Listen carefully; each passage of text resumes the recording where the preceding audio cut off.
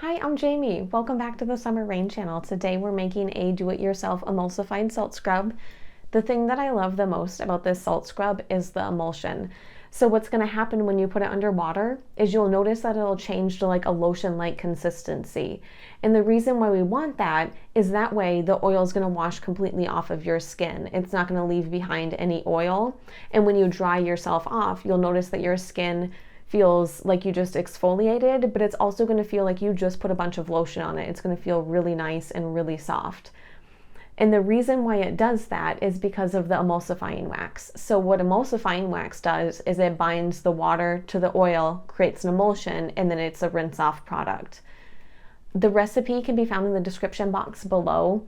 And you're going to notice that there's quite a few ingredients and you're going to be like, whoa, this is supposed to be a beginner recipe. And it is.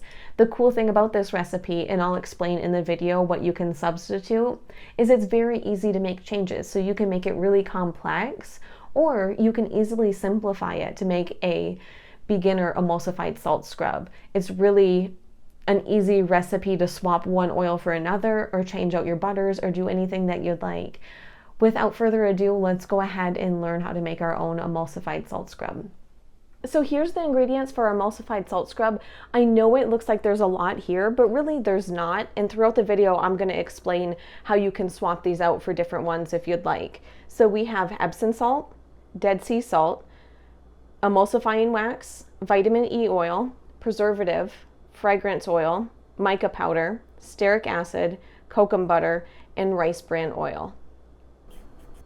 So here's our heat phase ingredients. We have emulsifying wax, and you need to have this. What it does is it's what makes this an emulsified salt scrub. It binds the oil with the water, so then the oil's not separate. When you use a salt scrub that's not emulsified, you'll notice that like you wind up with a pool of oil on your hands and you almost have to wash it off with like soap afterwards, whereas the emulsifying wax is going to make it more like a lotion. So when you're using your exfoliating scrub and then you rinse under the water, it's going to come off and it's going to leave your hands feeling as if you just used lotion. There's no need to wash with like soap and water afterwards. And then we have stearic acid. We use this to help harden our scrub a little bit, and it also helps to stabilize the emulsion. So we want the emulsion when the water hits our scrub to be really strong, and this helps just enhance it. Then I have cocoa butter. This is used to harden our salt scrub a little bit more, and you can swap this out for any butter that you have. So if you have shea butter or mango butter or a different butter, it's an easy swap. And then I have rice bran oil.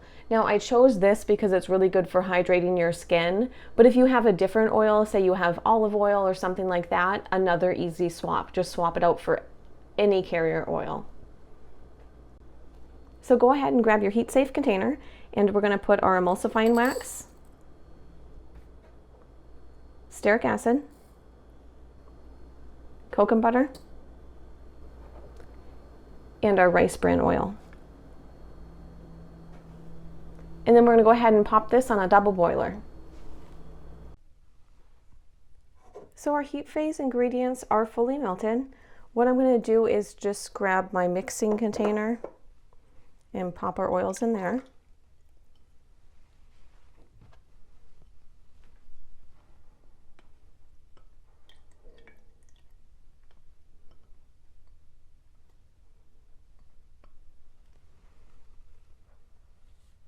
And I'm going to go ahead and add the vitamin E.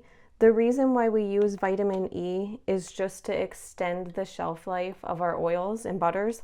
If for some reason you don't have vitamin E, not a big deal. All you want to do, increase your rice bran oil by 1%. It's not going to make a huge difference in your recipe.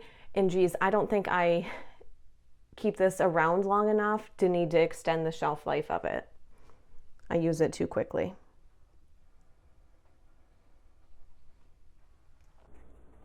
The two salts that I use in this is Epsom salt and Dead Sea salt. By all means, if you don't have Dead Sea salt, just use all Epsom salt. So you just add these two together and use that amount in Epsom salt.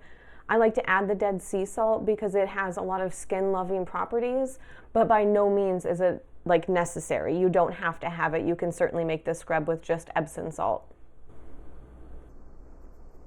The Dead Sea salt that I have is coarse, and I really need like a fine or a medium. So I go ahead, I pop it in the mortar and pestle and just make it smaller. And then I find if you do it in batches is a little bit easier to do than popping it all in at once. So now we're gonna go ahead and put in our Dead Sea salt.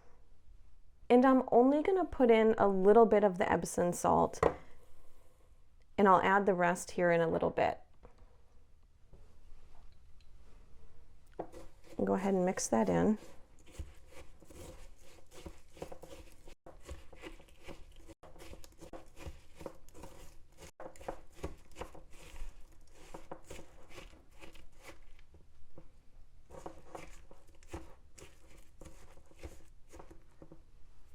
So I'm going to go ahead and add the preservative. You might be wondering why I would add a preservative seeing as there's no water in here.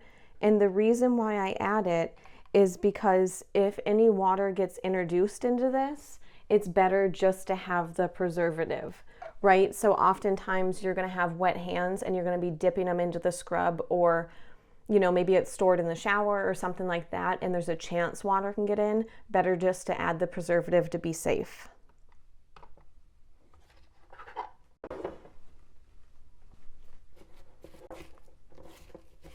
And we'll go ahead and mix that in.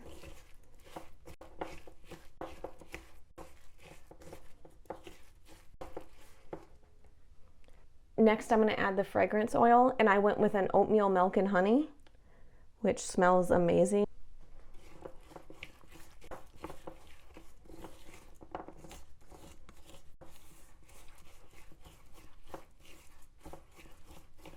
Okay, as you can see, this is a very applesauce soupy texture, which is exactly how I want it when I add my coloring. And that is why I only add some of the Epsom salt to start.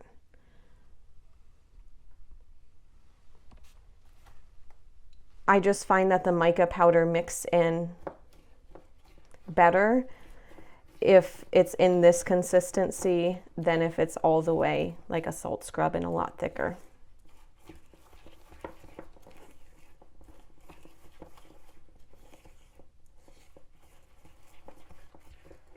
And now you have this soupy sauce-like consistency, and we're going to go ahead and add our Epsom salt.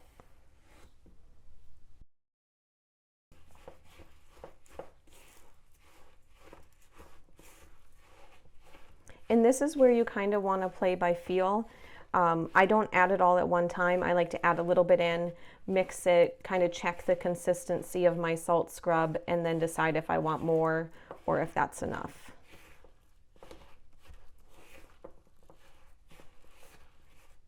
Told you this was completely customizable. However you want it is how you can make it.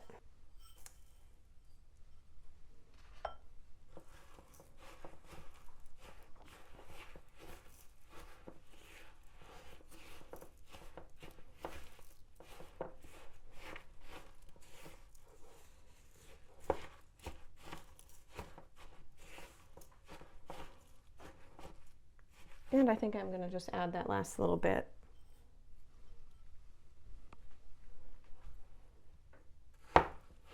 And we'll just give everything a good mix. Now I did blue with the oatmeal milk and honey because what color goes with that? I was thinking of doing like a yellow or a brown, but that's not very fun for a hand scrub. So if you can think of a color that would go better with oatmeal milk and honey, leave it down in the comment section below.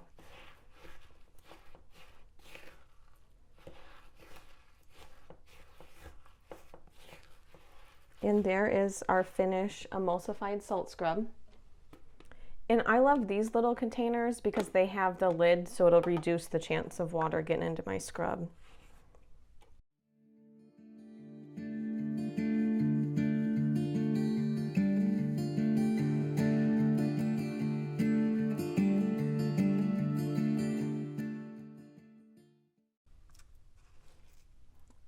And then I just kind of push it down into all the cracks so I can fill as much as possible.